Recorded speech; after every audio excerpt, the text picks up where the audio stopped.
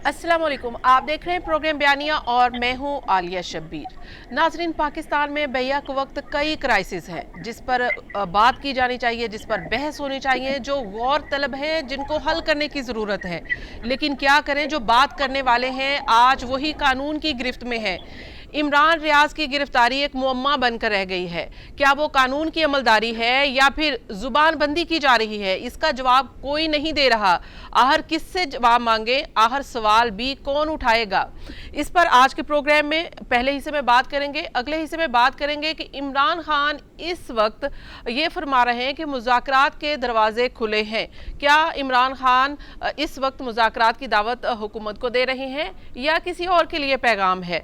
पंजाब में ज़िमनी इंतखाबात का मामला है, ये है कि इमरान खान ने अब ये भी इल्ज़ाम आयद कर दिया है कि अब इसमें धांधली होने जा रही है और इलेक्शन कमीशन पर भी अदम एतमाद का इजहार किया है। पंजाब के ज़िमनी इलेक्शन में क्या मार्का होगा, कौन ये जीतेगा, इस पर भी बात करेंगे। मोअज़्ज़ज़ मेहमानों का प्रोग्राम में आपसे तारुफ कराऊँ। हमें ज्वाइन किया है रज़ा रूमी साहब ने, सीनियर सहाफ़ी हैं। रज़ा रूमी साहब, प्रोग्राम में आपको खुश आमदीद कहूँगी। हमारे साथ हैं मुज़म्मिल सोहरवर्दी साहब, सीनियर सहाफ़ी एंकर पर्सन है। मुज़म्मिल साहब, आपको भी खुश आमदीद। ब्रिगेडियर रिटायर्ड हारिस नवाज साहब ने हमें ज्वाइन किया है। ब्रिगेडियर साहब, आपको भी खुश आमदीद। प्रोग्राम का आगाज़ रज़ा रूमी साहब मैं आपसे करना चाहूँगी। सबसे पहले तो इमरान रियाज की गिरफ्तारी, आपको क्या लगता है कि क्या ये एक आवाज़ को दबाने की कोशिश है, कानून की अमलदारी है? हम इसको किस पैराए में देखें? देखिए, पहली तो ये बात है कि इमरान रियाज साहब की गिरफ्तारी जो है वो गलत है और उनको फौरी तौर पर रिहा करना चाहिए। मुझे नहीं मालूम कि इसको क्यों इतना लटकाया जा रहा है। उनके ख्यालात यकीनन बहुत से लोगों के लिए वो पसंदीदा नहीं हैं और उनको जो है माजी करीब में पीटीआई का एक तरह से तर्जुमान भी देखा जा रहा था, कहा भी जा रहा था। लेकिन जो भी उनके सियासी नजरियात हों, जो भी उनके ख्यालात हों, हम उससे डिनाई नहीं कर सकते कि उनको इसकी आज़ादी है पाकिस्तान के आइन और कानून के तहत। हाँ, अगर उन्होंने कोई गलती, कोई इश्तियाल अंगेजी की है, कोई वायलेंस के लिए भड़काया, वो और मामला है।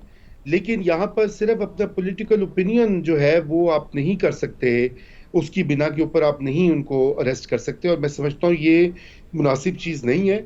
पिछले दौर में ये होता रहा है। खान साहब के जमाने में भी सहाफियों पे पाबंदियां लगी, कई कई को उठाया गया, गोलियां लगी, कोई जेल गए। मीर शकील रहमान के फिर 8 महीने उनको बंद रखा गया एक पुराने केस में। तो ये चीजें बिल्कुल अनएक्सेप्टेबल होनी चाहिए आलिया। ये वक्त आ गया है कि लेकिन हमें जो है। लेकिन रज़ा रूमी साहब, असल में हमारे लिए ज़ेरे गौर बात यह है या हमें इसके ऊपर सोचने की ज़रूरत है कि क्या हमारी लिमिटेशन है और कहाँ तक कौन सी रेड लाइन है जिसको हम क्रॉस नहीं कर सकते, और कौन सी रेड लाइन है जिसमें रहकर हमें, कौन सा ऐसा दायरा है जिसमें रहकर बात करनी है। अब अगर हम इमरान रियाज के इस मामले को थोड़ा सा ओपन करके देखते हैं तो उनके जो यूट्यूब के ऊपर जितने भी उनके वीलॉग्स हैं, जो भी उन्होंने बात की है, वो तो बराह रास्त इदारों को निशाना बना रहे हैं। रजीम चेंज के लिए जो वो जिम्मेदार है वो इदारों को ठहरा रहे हैं, नाम ले लेकर बता रहे हैं। और ऐसा लगता है कि इमरान खान साहब या पीटीआई खुद तो नहीं है, लेकिन इमरान रियाज, जैसे आपने भी कहा कि स्पोक्स पर्सन बने हुए हैं, ऐसा इमेज आ रहा है। क्या ऐसा एक जर्नलिस्ट को होना चाहिए या फ्रीडम ऑफ स्पीच में मादर पीदर आज़ादी होनी चाहिए? देखिए जी, नहीं, वो तो आइन में भी पाबंदियां हैं। पाकिस्तान के डिफेंस का मामला हो, अदलिया की तौकीर का मामला हो, इस्लामी हमारा जो नजरिया है, असास है हमारी रियासत की, वो बात हो तो उसके ऊपर तो मनाही है। लेकिन बात ये कि ये इमरान रियाज साहब तो नहीं कह रहे ना। इमरान रियाज साहब को कौन ये बता रहा है? इमरान रियाज साहब को जनाबे इमरान खान खुद ये बातें बता रहे हैं। ये बातें कहीं से नहीं आ रही आलिया। तो बात यह कि किसी से सवाल करना है तो वो साबिक वजीर आजम से करिए ना, जो मुल्क के चीफ एग्जीक्यूटिव रहे हैं, जो इदारों के सरबराह रहे हैं, उनसे जवाब तलबी करे ना। अच्छा, उनके तर्जुमान जो हैं उनको क्यों पकड़ के आप बंद कर रहे हैं? Right, exactly. रज़ा, एक तो जाहिर है कि एक पॉलिटिकल ओपिनियन है, एक जर्नलिस्ट की भी पॉलिटिकल ओपिनियन हो सकती है, इसमें कोई शक नहीं होना चाहिए और इसके ऊपर कोई इख्तिलाफ नहीं होना चाहिए। लेकिन उसके अलावा अब ये इमरान रियाज का मामला जो जो है पीटीआई के पराहे में देखा जा रहा है, रिजीम चेंज के उस मंजरनामे पे देखा जा रहा है। तो इसके हवाले से ब्रिगेडियर हारिस साहब हमारे साथ हैं। मैं उनसे चाहूंगी कि ब्रिगेडियर हारिस साहब, आप क्या समझ रहे हैं कि इमरान रियाज का जो नैरेटिव है, जो वो पैगाम दे रहे हैं, वो पीटीआई उनको फीड कर रही है, इसलिए दे रहे हैं? और ये अगर इस वक्त हुकूमत जो कुछ भी उनके खिलाफ कर रही है, क्या वो दुरुस्त है? आपके ख्याल है हुकूमतें ऐसे करती हैं?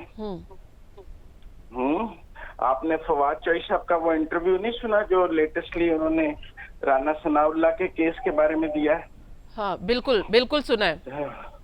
वो कह रहे हैं हमने केसेस नहीं, बिल्कुल सुना है। लेकिन आफरीदी साहब ने भी, जो उस वक्त वजीर दाखिला थे, हमने उनकी प्रेस कॉन्फ्रेंस भी सुनी थी। वो फाकी वजीर दाखिला थे और उस वक्त वो फरमा रहे थे। फिर आपको और मुझे तो ये समझ होनी चाहिए ना कि ये गवर्नमेंट कर रही है या कौन कर रहा है। तो फिर गवर्नमेंट, अच्छा चले मुजम्मिल साहब, अगर यही बात है तो फिर गवर्नमेंट आकर अपना एक पैगाम या अपनी राय क्यों नहीं ओपनली दे सकती जब वो ऑपोजिशन में आते हैं? जी, फवाद चौधरी साहब ने जब वो वजीर से ये राय दे ली थी, जो आज की हुकूमत के वज़रा से हम ये तवक्को करें कि वो आकर ये राय दे देंगे। हमें नहीं पता जब जो कोई हुकूमत में होता है तो उसकी क्या मजबूरियां होती हैं और क्या होता है। क्या फवाद चौधरी साहब में इतनी जरूरत थी कि जिस कैबिनेट के इजलास की वो आज बात कर रहे हैं और रुदात सुना रहे हैं, उस दिन जब उस काबीना इजलास की ब्रीफिंग देने के लिए आए थे तो साथ कह देते कि मैंने आज ये इख्तलाफ किया है? बता सकते थे वो उस दिन। राइट मुजम्मिल साहब, मैं आपकी जानिब आती हूँ। और इमरान रियाज का जो नैरेटिव है, ये क्या पीटीआई फीड कर रही है, इसको बिल्ड करने की किसी और के जरिए कोशिश कर रही है, खुद सामने नहीं आना चाहती? इस पर बात करते हैं। ब्रिगेडियर हारिस नवाज साहब हमें ज्वाइन कर चुके हैं। ब्रिगेडियर साहब, इमरान रियाज के मामले को देख लें, यूट्यूब पे उनके आम वीडियोस मौजूद हैं, जिस तरह से वो इदारों को तनकीद का निशाना बना रहे हैं। क्या पीटीआई ने अपने दौर में बहुत सारे ऐसे कानून बनाए और उन्होंने कहा कि किसी भी इदारे के ऊपर तनकीद करने के लिए सजाएं होंगी, उसके लिए जुर्माने भी आयद किए गए। आज वो इमरान रियाज के साथ खड़े हैं। आपका क्या टेक है कि ये क्या इदारों के ऊपर तनकीद करना, रजीम चेंज करना, पॉलिटिकल इस्तेमाल होना, विक्टिमाइजेशन करना, आखिर ये मामला है क्या? आलिया, देखें, बात ये है कि पहले तो रियाज का ये क्लियर होना चाहिए कि इज ही अ जर्नलिस्ट और इज अ पॉलिटिकल एक्टिविस्ट। अगर पॉलिटिकल एक्टिविस्ट है then he should not be treated as a journalist, because जिस तरीके से उनका स्टांस है और जिस तरीके से वो बातचीत कर रहे हैं, जर्नलिज्म में you have to paint a balance picture. तस्वीर के दोनों रुख दिखाने होते हैं and let the people decide कि what they feel which is right and what is wrong. लेकिन जिस तरीके से अदारों को एक कानून भी बना हुआ है कि आप अदलिया और फौज के बारे में कोई नाजेबा अल्फाज इस्तेमाल नहीं कर सकते, कम से कम किसी को तो छोड़ देना चाहिए। अगर आप अपने यूट्यूब के व्यूअर्स को बढ़ाने के लिए, आपने पैसे कमाने के लिए आपने ऐसी बातें करनी है और जिससे लोग देखें और इररिस्पेक्टिव के अपने। ब्रिगेडियर साहब, सॉरी, मुझे इख्तिलाफ है आपकी इस बात से। महज पैसे कमाने के लिए कोई अपनी जान की बाजी तो नहीं खेल सकता। आज देखें, इमरान रियाज जो हैं वो हैशटैग भी बन चुके हैं। इसके अलावा वो कहते हैं कि मैं अपनी जान भी अगर मेरी चली जाए तो मुझे कोई मसला नहीं है, मुझे कोई मलाल नहीं है। तो सिर्फ पैसे कमाने के लिए तो नहीं होगा मेरे ख्याल से। जान को क्या खतरा? मुझे तो समझ नहीं आ रही कि किससे जान को खतरा, कौन खुदा ना खास्ता ऐसी क्यों बात पे करेगा कोई? पाकिस्तान में कोई अगर इसके ऊपर कोई जान लेना शुरू कर दे तो बहुत ही एक बड़ा सवालिया निशान बन जाता है। खुदा न खास्ता उनकी जान को कोई खतरा नहीं होना चाहिए। इधर पैट्रियट पाकिस्तानी, इस पर तो हम कोई बात ऐसी नहीं करते हैं। लेकिन आप डायरेक्ट लेके क्वेश्चन करना, बार बार नाम लेना, बार बार रेडिक्यूल करना, ये भी एक्सेप्टेबल नहीं है और ये अनडिजायर्ड है। अच्छा ब्रिगेडियर साहब, जैसे आपने कहा कि इसमें भी हमें फाइन लाइन इख्तियार करनी होगी कि आप पॉलिटिकल एक्टिविस्ट हैं या फिर आप जर्नलिस्ट हैं। लेकिन दूसरी तरफ अगर हम ये देखें कि अगर आप एक जर्नलिस्ट, जाहिर है कि वो एक अपने आप को जर्नलिस्ट अनाउंस करते हैं, वो अपना मौक़िफ़ पेश करते हैं, अपना तज्ज़िया देते हैं। अगर हम इस पराहे में देखें तो क्या ये नहीं दुरुस्त है कि अगर कोई केसेस है, अगर उन्होंने कोई इदारों के खिलाफ भी ज़ुबान इस्तेमाल की है तो केसेस बनाइए, अदालतों में वो चले, वहां से उनको सजाएं हों। इस तरह से गिरफ्तारियां करके ये जो थ्रेट एक किस्म का क्रिएट करना है, माहौल बनाना है, ये दुरुस्त है?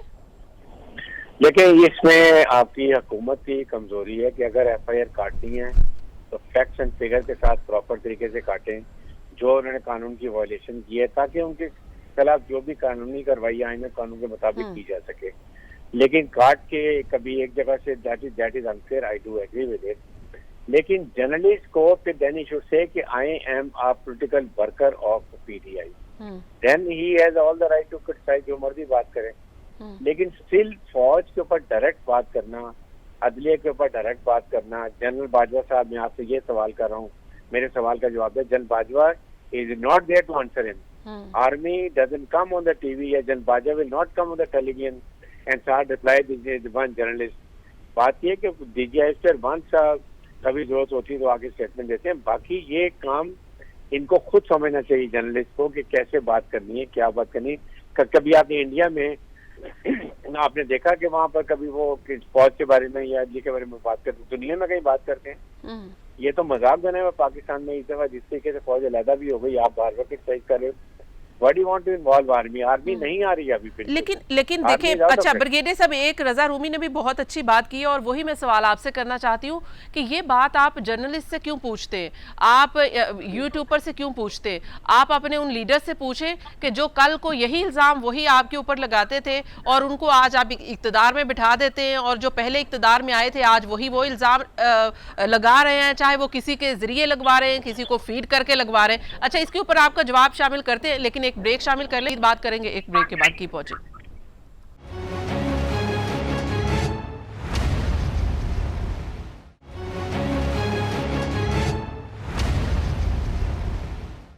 वेलकम बैक नाजरीन, प्रोग्राम में एक बार फिर से खुशामदीद। मैं बात कर रही थी ब्रिगेडियर साहब आपसे ही, मेरा ये सवाल था कि ये इस वक्त जी मैंने आपका सवाल देखिए, नंबर बात ये है कि ये अगर पेज बना रही है, जो बना रही है, तो ये तो आपके सामने आपका इंटीरियर मिनिस्टर है, आपकी तेलंगाना की गवर्नमेंट है, federal government, they should answer this.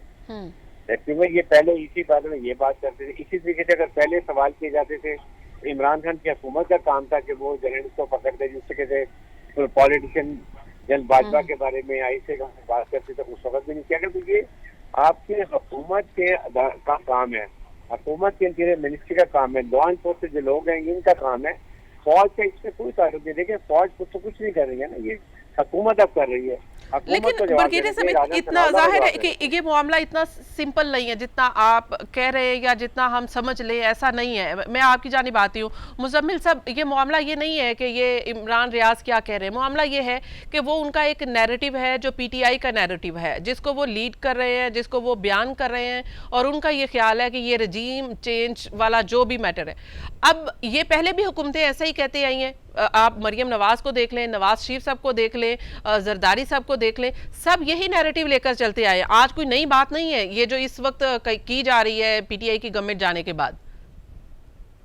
Two wrongs make a one right. कोई गलती दूसरी गलती का जवाब बन सकती है? नहीं, बिल्कुल नहीं, नहीं बिल्कुल नहीं। मतलब आप ये कह रहे हैं कि अगर और तब बात हुई थी तो आज बात करने की इजाजत होनी चाहिए और खुली इजाजत होनी चाहिए।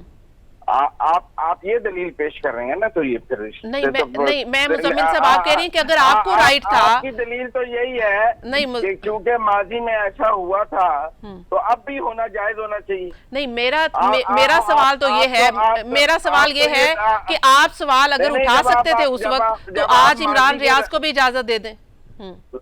यही मैं कह रहा हूँ कि अगर ये तो ऐसी है जैसे कोई कातिल कह के जी पहले भी कत्ल हुआ था, कातिल बच गया था, लिहाजा मुझे भी छोड़ दिया जाए। आप ये दलील देना चाह रही हैं तो फिर ये आपकी मर्जी है। लेकिन सवाल ये है कि क्या इमरान रियाज खान साहब ने रेड लाइन अबूर की? देखिए, इसमें भी मेरी एक राय है। गुज़श्ता दौरे हुकूमत में इमरान खान के लोगों के साथ गैर कानूनी और गैर आईनी सलूक होता था। शुमाली इलाका जात की सैर कराई जाती थी, गोलियां मारी जाती थी, मारा जाता था, पता नहीं लगता था, ठीक है ना, ऑफ एयर किया जाता था। और आज अगर ईमान मजारी पर भी फौज ने एफआईआर दर्ज कराई है खुद खुदई बन के, तो क्या अदलिया ने फौज को इंसाफ दे दिया है? हमने वो एफआईआर क्यों क्वैश किया? हमें उसका ट्रायल करना चाहिए था। अगर पाक फौज ने एक बाकायदा एफआईआर दर्ज कराई और वो उस एफआईआर के ऊपर क्यों उसको अदलिया ने बगैर ट्रायल के क्वैश कर दिया।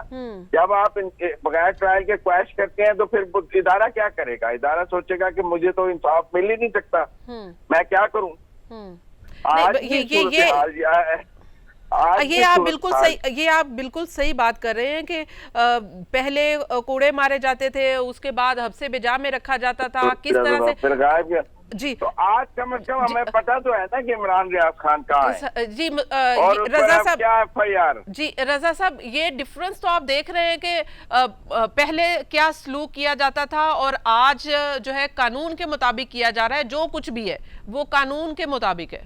जी आलिया, जी मैं ठीक कह है। रहा हूँ बड़ा अच्छा नुक्ता उठाया मुजम्मिल साहब ने। हाँ। कानून के दायरा कार में 4 खानों के अंदर ये कार्रवाई, ऐसी कार्रवाई हो तो बिल्कुल उस पर फिर अदालतें भी मौजूद हैं, निज़ाम मौजूद है, और ये एक अच्छी पेशरफ्त हुई है कि ये जो डालों में बंद करके या उठा के गायब करके सहाफियों के साथ जो होता रहा है, और इमरान खान साहब के जमाने में तो इसकी इंतहा हो गई थी। अबसार आलम को गोलियां मारी गई, मतीउल्लाह जान को दिन दहाड़े अगवा किया गया, असद तुर्क का जो है घर वो तोड़कर अंदर दाखिल हो गए। फाटा और बलूचिस्तान में तो जो सहाफियों का होता है वो हाल, वो तो हमें पता ही नहीं लगता। कई सहाफियों को मार दिया गया सिंध में, और कितनों की नौकरियां चली गई, कितनों को ऑफ फेयर किया गया, हामिद मीर जैसे नाम को हटा दिया गया टीवी स्क्रीन से। तो हम ये सब देख चुके हैं।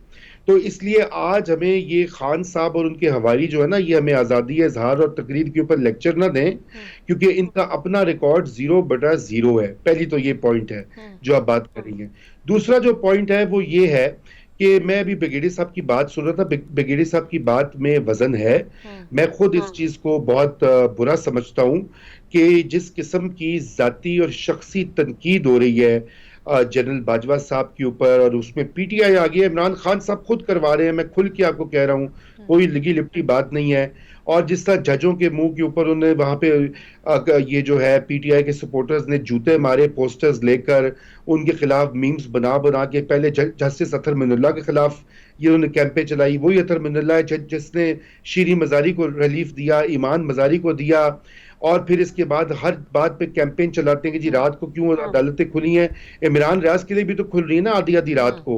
तो ये बात ये है कि ये एक मजाक असल में ये बन चुका हुआ है। और मैं हारिस साहब की बात जो है वो सर आंखों पे, लेकिन मैं हारिस साहब की बात का रिस्पॉन्स एक ये भी दूंगा कि ऐसे लोगों को क्यों फिर इदारा जो है वो इतना भाव देता है, इतनी अहमियत देता है, ऐसे लोगों को क्यों तरबियत या उनकी सपोर्ट की जाती है कि उनको फाइलें दिखाई जाती हैं, वीडियोस दिखाई जाती हैं, ताकि वो अपने टीवी शोज में जो मौजूदा वक्त के दुश्मन हो या नापसंदीदा किरदार हो, उनकी कैरेक्टर असैसिनेशन की जाए। कुछ आप भी तो सबक सीखे ना। हम तो सीख चुके हैं, हम भी सीख चुके हैं, सियासी पार्टियां भी सीख। तो ब्रिगेडियर साहब आप जी, तो मैं अर्ज ये करूंगा जी, एक बात खत्म कर लूं, तो मैं अर्ज ये करूंगा कि प्लीज इसका तहैया कर लें। DGISPR ने कहा हम सियासत से आउट हैं, वेलकम, 10 आउट ऑफ 10। अब अगला स्टेप ये है कि ये वाली काम ब्रीफिंग्स का बंद कर दें, ना इस तरह के लोग पैदा करें जो कल को आप ही को गालियां दें। हम तो अभी भी इन हालात में भी कहते हैं इदारे की ताजीम और तौकीर होनी चाहिए। आर्मी चीफ जो है वो, मुल्क की आर्मी जो है वो नेशन स्टेट की जामिन होती है, उसको अटैक नहीं करना चाहिए। लेकिन हम तो ये हमेशा से एक कंसिस्टेंट पॉइंट ऑफ व्यू है। तो मैंने थोड़ी सी ये इसलिए आलिया की कि ये भी आई होप कि इसके ऊपर भी कुछ अमल दरद, कोई पॉलिसी चेंज होगी। जी जी ब्रिगेडियर साहब, आप रिस्पॉन्ड करना चाह रहे थे? ये बिल्कुल नहीं, ठीक बात कर रहे हैं रोमी साहब, मैं बिल्कुल एग्री करता हूँ। और अभी एक फैसला हो चुका हुआ है, लेकिन कौमी अदारे को जो इतने इम्पोर्टेंट ऑपरेशन टास्क कर रहे हैं, हमारे रोजाना नौजवान ऑफिसर, उनके बाद ट्रोप शहीद हो रहे हैं, उनके पेरेंट्स को देखें, उन यंग विडोज को देखें जो 25, 22 साल की लड़कियां, उनको कितनी तकलीफ होती है जब आप अदारे के बारे में बात करते हैं कि हमारे हस्बैंड ने कोई शहादत दी है या पेरेंट्स कहेंगे हमारे बच्चों ने दी है, जो पहले नहीं होता था। अभी कम से कम आप, अब इवन मैं तो कहूँगा इमरान खान साहब को, you should not talk about कि जी आप बार के लिए वो न्यूट्रल, और ये you have to fight political battle in political mean, सियासी की लड़ाई को सही तरीके से करें। आप इसका जिक्र छोड़ दें अपने जो आपको तो किसी ने इतना बड़ा नैरेटिव दिया हुआ है, महंगाई हो गई है, डीजल बढ़ गया है, पेट्रोल बढ़ गया है, फोन गैस बढ़ गई है, बिजली बढ़ गई है, ठीक, इसको आप लेके चले और पीएमएलएन को चाहिए काउंटर नारेटिव जाहिर है कि आप चीजें सस्ती करें, तो आप इसको लेके चलें। फौज विल नॉट हेल्प एनीवन। अच्छा, ना वो पीएमएलएन पे कांटेक्ट कर रही है, ना पीटीआई पे कर रही है। अच्छा, ये ब्रिगेडियर साहब, आपको लगता है कि ये जो जर्नलिस्ट हो गए या जो भी इस तरह के लोग हैं, अब वो इस्तेमाल हो जाते हैं कहीं ना कहीं से भी, चाहे वो पॉलिटिकल लीडर्स हों, पॉलिटिकल पार्टीज हों, गवर्नमेंट हो या फिर कोई और हो, वो इस तरह से उनको यूज़ किया जाता है। आज जो है इमरान खान का भी नज़र आ रहा है कि वो इमरान रियाज के कंधे के ऊपर रखकर बंदूक चला रहे हैं। बिल्कुल, और यही मैं बात कर रहा हूँ। जनरल देखें, 95 जनरल माशाल्लाह हमारे बहुत समझदार हैं, दे तो आप बैलेंस बात करते हैं। सब तो मैंने देखा, मुजम्मिल साहब हैं, आपके रूमी साहब हैं, और जितने भी मैं जनरलिस्ट की बात कर रहा हूँ, ये वन दे शुड अंडरस्टैंड कि आपको कैसे वो आप मैनिपुलेट कर रहे हैं पॉलिटिशियंस, और आपके लिए एहतजाज कर रहे हैं, you becoming a tool in their hand. और फिर आप जाहिर है कि मैं अंडरस्टैंड, लेकिन दोनों तरीके हैं। आपने जर्नलिस्ट अगर एक साइड लेनी है ना, then you should join the political party. अगर आपने जर्नलिज्म करना है तो फिर बैलेंस आउट करें। इसकी जो गलती है, लेकिन ब्रिगेडियर साहब, ये एक मैं यहाँ पे ऐड करना चाहूंगी, वो ये बात है कि यही जो आपके लोग हैं उनके बारे में भी यही कहा जाता है कि क्योंकि जाहिर है कि वो भी अपना कोई ना कोई पॉलिटिकल स्टैंड रखते हैं किसी पार्टी के लिए, और बहुत सारे लोग पीटीआई के लिए रखते थे, तो उनको भी यही कहा जाता था कि भाई आप लोग फिर उनको ज्वाइन कर ले। अब तो थोड़ा सा डिफरेंट हो गया है। मुजम्मिल साहब, आपकी जानिब आती हूँ, और इस वक्त मेरा सवाल आपसे भी यही है कि ये क्या फिर हम जैसे लोग इस्तेमाल हो जाते हैं इन पॉलिटिकल लीडर से, और आज ऐसा ही कुछ हो रहा है इमरान रियाज से। और दूसरा सवाल ये है कि जो इमरान खान साहब कह रहे हैं, मुज़ाकरात की बात कर रहे हैं, मुज़ाकरात के दरवाजे खुले हैं, ये किसको कह रहे हैं? एस्टेब्लिशमेंट को कह रहे हैं, जिनके नंबर उन्होंने अनब्लॉक किए हैं, जिनके पहले ब्लॉक किए थे। हाँ। वो अपना सीवी दोबारा एस्टेब्लिशमेंट को पेश कर रहे हैं। वो पाकिस्तान की पॉलिटिकल फोर्सेस से तो कभी भी बात करने के लिए तैयार ना थे ना है। वो तो आए भी एस्टेब्लिशमेंट के रास्ते थे, गए भी एस्टेब्लिशमेंट के रास्ते, और दोबारा आना भी एस्टेब्लिशमेंट के रास्ते चाहते हैं। उनको एक ही रास्ता आता है इक़्तिदार से आने जाने, दोबारा आने का, और वो उन्हीं से बात कर रहे हैं। वो कह रहे हैं मैंने नंबर आनती है, अभी मेरी हाय हुए नहीं शुरू हुई, मेरी पार्टी के लोगों की शुरू हो गई है, और इंतखाबात के लिए मैं उनसे बात करने के लिए तैयार। मतलब इसमें वो हुकूमत से तो कोई बात नहीं करना चाहते, वो पार्लियामेंट में वापस आने के लिए तैयार बैठे हैं। वो को पाकिस्तान की जमहूरियत में अपना किरदार अदा करने की बात कर रहे हैं, को पार्लियामान में आना चाह रहे हैं, को पाकिस्तान की सियासी कुव्वतों से बात करने के लिए तैयार हैं। वो तो उन सबको क्रश करना चाहते हैं, और उनको गिला भी यही है कि वो अपने इंटरव्यूज में कहते हैं कि पीएमएलएन के इतने लोग मेरे साथ आने के लिए तैयार थे, फौज ने मेरा साथ नहीं दिया। वो कहते हैं कि अगर 10, 15, 20 लोगों को सजाएं हो जाती तो क्या हो जाता, लेकिन हमारी कंट्रोल में नहीं थी अदलिया। अगर अदलिया मेरा साथ देती और मेरे 15-20 मुखालफिन को सजाएं दे के नाअहल कर देती तो क्या फर्क पड़ता था। तो जब वो ऐसी बातें ऑन दी रिकॉर्ड इंटरव्यूज में करते हैं तो वो उन्हीं कुव्वतों से बात करते हैं। वो अदलिया को आवाज देते हैं कि मेरे मुखालफिन को सजाएं दो, वो फौज से एस्टेब्लिशमेंट को कहते हैं मुझे वापस लाओ, मुल्क में इंतखाबात कराओ।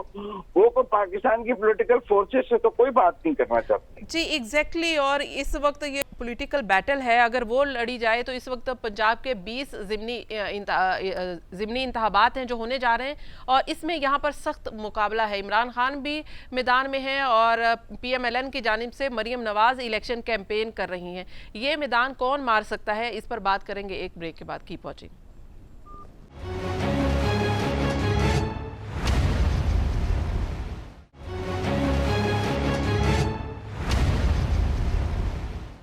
वेलकम बैक नाजरीन, प्रोग्राम एक बार फिर से खुशामदीद। ब्रिगेडियर हारिस साहब जो बात कर रहे थे कि अब इमरान खान साहब को पॉलिटिकल बैटल लड़नी चाहिए, अब ये रजीम चेंज या जो पुराने गिले शिकवे हैं उनको ख़त्म करके पॉलिटिकल मैदान में आना चाहिए। तो अब क्योंकि मैदान सज चुका है, पंजाब के 20 हलकों में ज़िमनी इंतखाबात होने जा रहे हैं। इमरान खान साहब खुद इसको लीड कर रहे हैं, उधर से मरीम नवाज़ लीड कर रही हैं। रज़ा रूमी साहब सबसे पहले तो इसके ऊपर अपना तज्जिया दें कि ये 20 हलकों में जो ज़िमनी इंतखाबात हैं, इमरान खान ने इल्ज़ाम तो इलेक्शन कमीशन पर भी आयद कर दिया है, उन्होंने अदम एतमाद का इजहार कर दिया है, और लेकिन साथ साथ में वो जीत के लिए भी पूरी उम्मीद है। आपको क्या लगता है कि पंजाब के इन 20 हलकों का नतीजा क्या हो सकता है?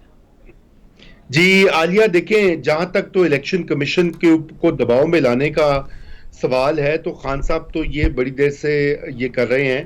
हालांकि ये मौजूदा मौजूदा चीफ इलेक्शन कमिश्नर ने खुद लगाया था। आप इनके बयानात देखें, इनके और इनके साबिक मिनिस्टर्स के, इनके हवारियों के, कि जी इससे बेहतर हमें सीईसी नहीं मिल सकता था, बड़ा जबरदस्त बंदा लगाया। वो डस्का के इंतखाब का क्या उसने नोटिस लिया कि उस दिन के दुश्मन हो गए हुए हैं, क्योंकि वहां पे धांधली नहीं चलने दी थी इन्होंने पीटीआई की।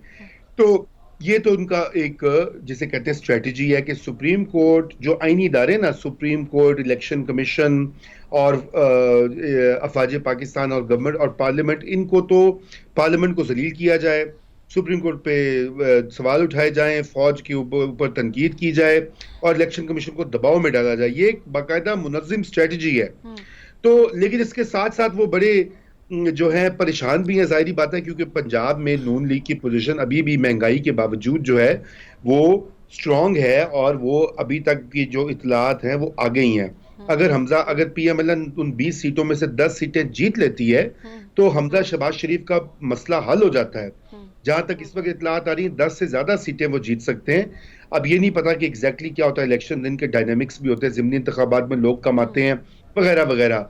तो अभी तो मुकाबले में नून ही आ गया है, लेकिन पीटीआई को भी फायदा हो रहा है, और फायदा इसलिए हो रहा है कि जो महंगाई की लहर आ गई है वो जाहिर बात है हुकूमत वक्त के खिलाफ जाती है और लोग नाराज हो जाते हैं। जी जी जी जी, ठीक है। ब्रिगेडियर साहब, आप क्या समझ रहे हैं कि ये पंजाब के 20 हलकों में जो इंतखाबात होने हैं, इसका नतीजा क्या हो सकता है? क्या पीएमएलएन को और इस गवर्नमेंट को अपसेट कर सकता है, और इमरान खान जो बयानियां लेकर चल रहे हैं क्या वो इन हलकों में वोट की सूरत में आ सकता है सामने?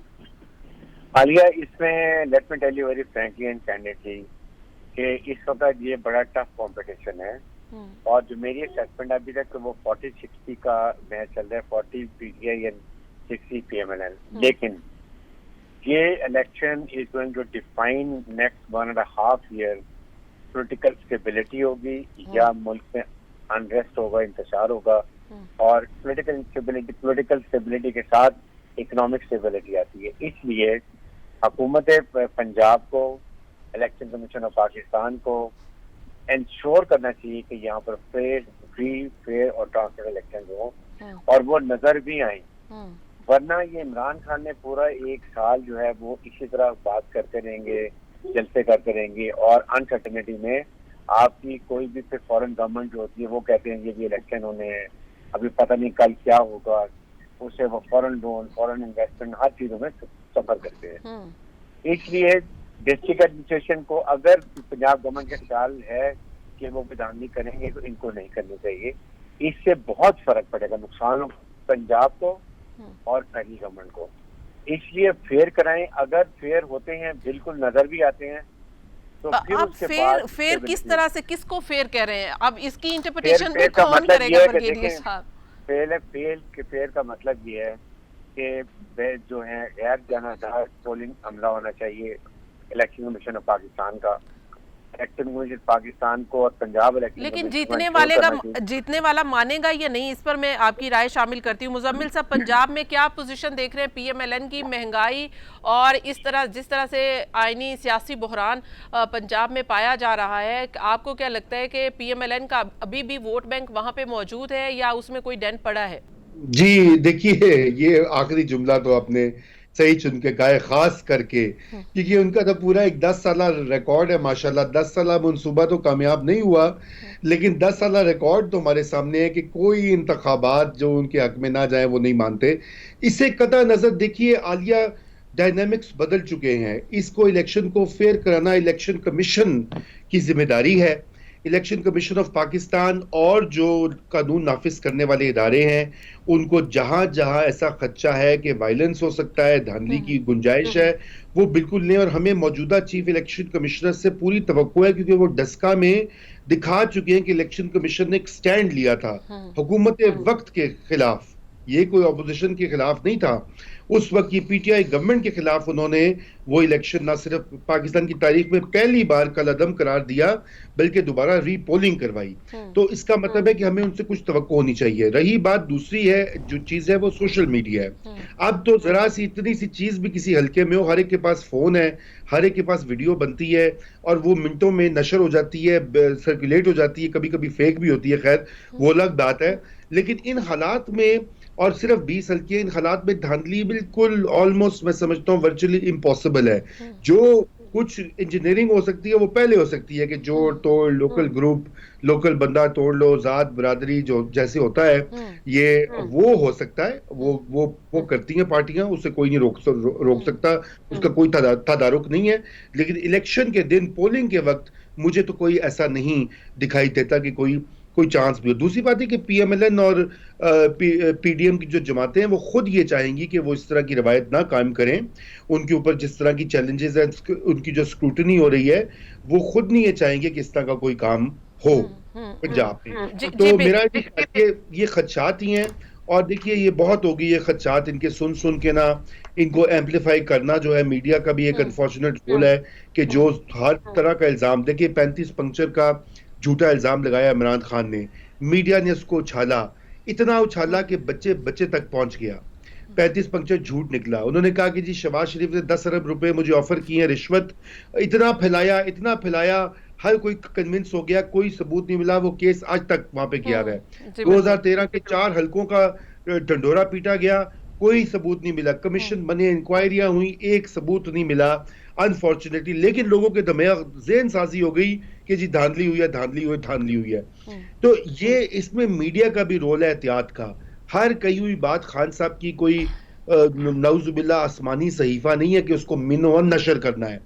ये न्यूज एंकर्स का, टीवी शोज वालों का, ये उनका काम है, उसको वेरीफाई करके वो आगे बताएं।